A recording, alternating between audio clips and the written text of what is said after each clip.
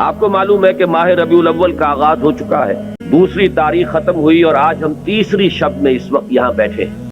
یہ ماہ مبارک حضور صلی اللہ علیہ وسلم کی سیرت مطہرہ سے ایک بڑا گہرا تعلق رکھتا ہے۔ حضور کی ولادت باسعادت بھی اسی ماہ مبارک میں ہوئی، اگرچہ تاریخ کے بارے میں اختلاف ہے۔ حضور کا انتقال بھی اس ماہ مبارک میں ہوا اور وہ متفق علیہ تاریخ ہے 12 ربیع الاول اصل میں حضور کا یوم وفات، اور اکثر محققین کی رائے یہ ہے کہ آپ کا یوم ولادت جو ہے وہ 9 ربیع الاول ہے۔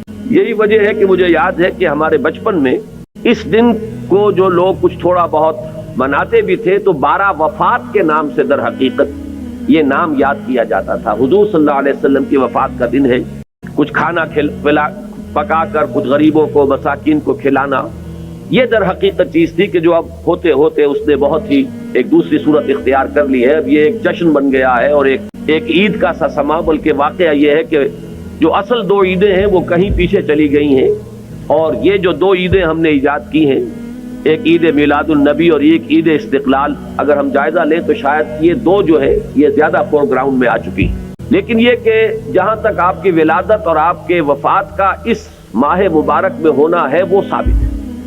مزید برآں حضور کا ورود مدینہ منورہ میں بھی ماہ ربیع الاول میں ہوا ہے۔ اس پہلو سے اگر اس ماہ مبارک میں ہم سیرت النبی کے مطالعے کا ایک خاص موضوع رکھیں، کسی تاریخ کے تعین کے بغیر اس مہینے کی مناسبت سے سیرت مطہرہ پر گفتگویں ہو، غور و فکر ہو، اور اس میں بھی عملی پہلو سامنے ہو، اتباع کا جذبہ ہو، سمجھنا سمجھانا اس لیے ہو کہ اس پر عمل کرنا ہے، تو یقیناً یہ چیز ہمارے لیے بہت مفید ہوگی اور ہمارے بہت سے امراض کا شاید اس سے مداوع ہو سکے۔ یاخذون بسنتہ ویقتدون بامرہ ثم انہا تخلف من بعدہم خلوف۔ پھر ہمیشہ یہ ہوتا ہے ہر نبی کا جاننے والوں میں، پہچاننے والوں میں، ماننے والوں میں، امت محمد بھی مستثنیٰ نہیں ہے۔ یقولون ما لا یفعلون ویفعلون ما لا یؤمرون۔ یہاں نوٹ کہ وہ کہتے وہ تھے جو کرتے نہیں تھے، اور کرتے وہ تھے جس کا حکم نہیں۔ عید میلاد النبی کیا حضور کا حکم ہے؟ کیا اس کا کوئی ثبوت صحابہ سے ہے؟ کیا ہم صحابہ کے مقابلے میں حضور سے زیادہ محبت کرتے ہیں؟ لیکن تھا کہ ما لا یؤمرون، جس چیز کا حکم ہوا نہیں اس پر عمل ہو رہا۔ یہ ہے در حقیقت رسم پرستی، اور رسم کے اندر پھر اضافہ ہوتے چلا جاتا، اس پر ردے پر چڑھتے چلے جانا جو ہے، یہ دوسرا سبب ہے۔ اور اس کا ایک نتیجہ جو نکلتا ہے وہ اسی پر بات ختم کروں گا، اگرچہ ایک اور حدیث جو ہے اس موضوع پر بہت اہم ہے۔ نتیجہ کیا نکلتا ہے؟ جہاں بدعت آئے گی سنت رخصت ہو جائے گی۔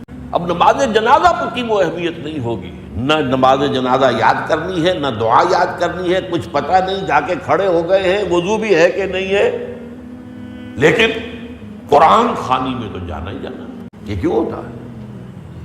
ورنہ یہ کہ نماز کی اہمیت ہوتی، نماز جنازہ کی، آپ اگرچہ عربی نہیں آتی لیکن ترجمہ تو اس دعا کا یاد کر لینا کوئی مشکل کام نہیں ہے، تاکہ کھڑے ہوں دل سے دعا مانگے۔